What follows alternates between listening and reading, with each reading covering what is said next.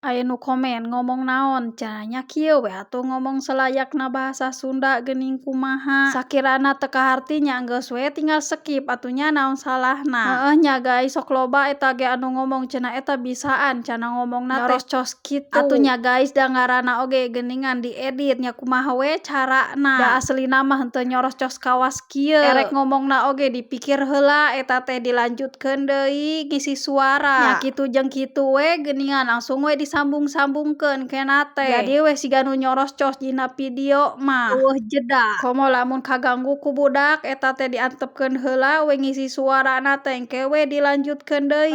Kitu ngomong kieu teh mah kudu anu can arapaleun da ari geuningan anu sok ngonten mah pasti arapaleun. Mata sok aya wae anu ngomong cenah teh si teteh ngan nyoroscos we dina video teh haben we ngomong. Padahal nya guys da aslina mah nya kitu teh we geuningan meunang ngedit. Matak nya guys tong salah ngisi suara teh geuningan eta teh sampe kalila. Heueuh atuh da sok sakapeung mah geuningan ngomong naon deui ieu teh asa eueuh omongeun deui. Sampe keur ngeditna teh haben we dihapusan da ngomongna teh geuningan salah jeung salah deui. Ngajejentul we eta teh naon anu rek diomongkeunana. Penuh perjuangan sabenerna mah hayang kikieuan teh. Tapi atuh da erek ditinggalkeun sok asa lebar perasaan teh. Asa geus jadi kawajiban we deui. Heueuh sok sakapeung mah moal ngupload poe ayeuna mah ni hoream merek ngedit jeung ngisi suarana oge. Tapi geura eta teh da dilakonan we geura lebar atuh da lamun erek ditinggalkeun teh sok asa inget wae. Matak nya guys tong salah ngisi suara kieu teh hese geuningan. Loba hulang jentulna pokona mah keur ngisi suara kieu teh. Jeung deui lamun suasana keur galarujrude pokona mah geus we ngeblank. Eueuh we dina pikiran teh erek ngomong naon-naonna teh. Matak abi mah lamun erek ngisi suara geus we nyilengkrem sorangan eta teh di kamar. Ulah aya anu ngaganggu. Nya guys ieu teh teu karasa ngocoblak wae geus beurang deui we ieu teh abi teh ngisi heula bensin tadi teh. Biasa we tadi teh dititah nganteur ku bibi ka pasar. Ari pek teh nya guys ieu teh ngisi bensinna teh mending ngantri pisan. Ieu we geus nepi ka pasar pek teh si teteh teh keukeuh hayang di video.